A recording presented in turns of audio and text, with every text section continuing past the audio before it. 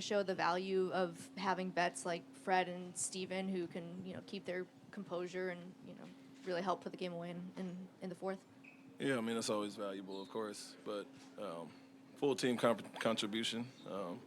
Off night from a few guys, and others came in and stepped up, but yeah, obviously Steven was big as far as with Alpy got some fouls and then knocking down the free throws and doing what he does defensively, so it all helps, but good to have some vets as well.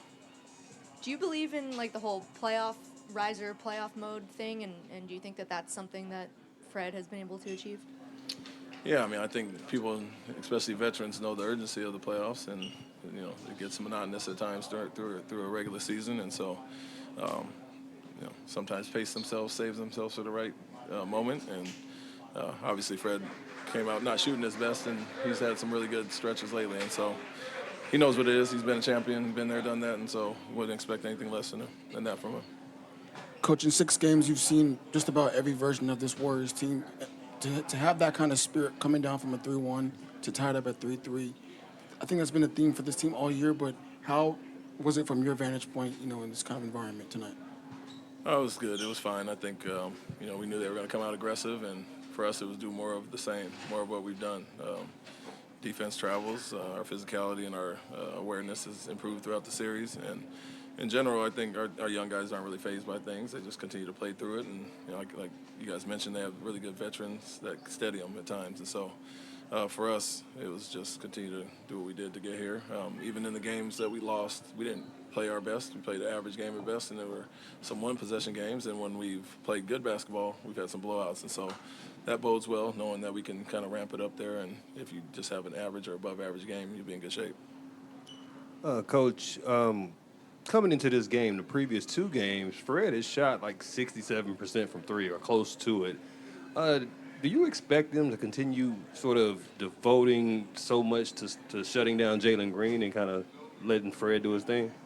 Yeah, we talked about that. We like them on the court together for that reason. Okay. They put one of the better defenders there, but guys are really setting screens. I think our pace has been better, and so you're getting a lot more freedom and wearing them down a little bit. So we'll see what they do. They've switched lineups quite a bit so far, but at times it feels like they're going for defensive lineups out there, and then offensive, you can only have a little bit of both. And so Fred's been aggressive, picking on that, and if they do adjust with Jalen, he'll have some freedom as well. You guys really came out swinging in that fourth quarter. What did you like about that sense of urgency that you saw from your whole team? Yeah, we were a little disappointed, that they won the third by 3. We let them score 36. That's way too high for us.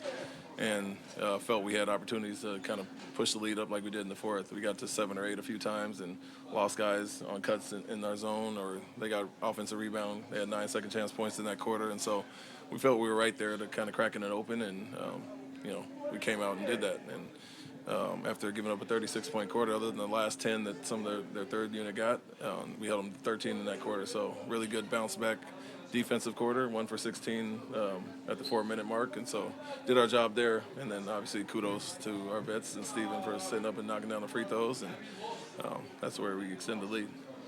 Like they've done earlier in the series, they fouled Steven to try to get you to take him out, and you didn't budge. Can you just kind of talk about that chess move and your decision to stick with Steven? Yeah, I mean, it's time and score situation. We feel, obviously, if you're holding somebody at 1 for 16 and, 4 points or whatever in the first 8 minutes, feel good about our defense. So that's going to sustain regardless of if he made them or missed them, but also helps him get in the rhythm to leave them in. The other night when they did it, I think at the 3-something minute mark, we could go another minute or so before we got him back in, and it was in a tighter game, and so that was the decision that night. But for the most part, confident in him. And like I said, if you're defending at that level, you're not going to take that out and go away from that. Coach, for a long time, we haven't seen teams go zone when Steph Curry's on the floor. Only really box and one has been tried. You came up with this zone. Now it's 2-3, but you have the box and one principles in it. How did y'all come up with that and teach the players that kind of on the fly? As far as I know, I haven't really seen anyone do that before. Yeah, I mean, it was out of necessity when we started playing our bigger lineups and playing against some teams with small ball.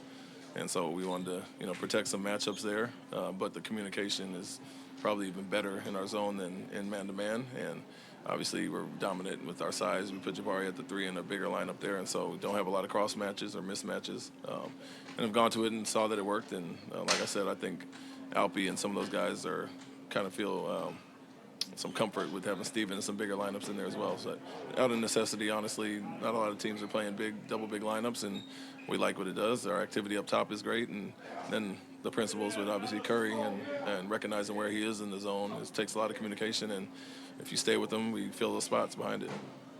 Coach, there was a period in the fourth quarter you talked about where I think the Warriors missed 15 of 16 shots. What was the key defensively in terms of staying aggressive and staying within that scheme? Yeah, locating Curry was a big part. Giving up the shots that we wanted to the guys, and we knew if we rebounded better than we did in the third quarter, we limited them to one shot, we get out and run.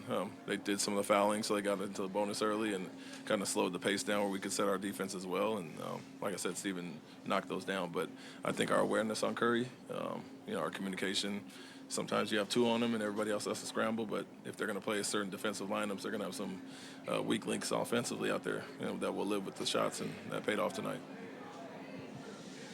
Coach, games 3 and 4 in this building were pretty emotional, a lot of after the whistle stuff. Seems like that stuff is kind of gone away now. You guys have just played basketball these last couple of games. Is that something you guys talked about just as a group, just to cut out the extracurricular stuff and just play?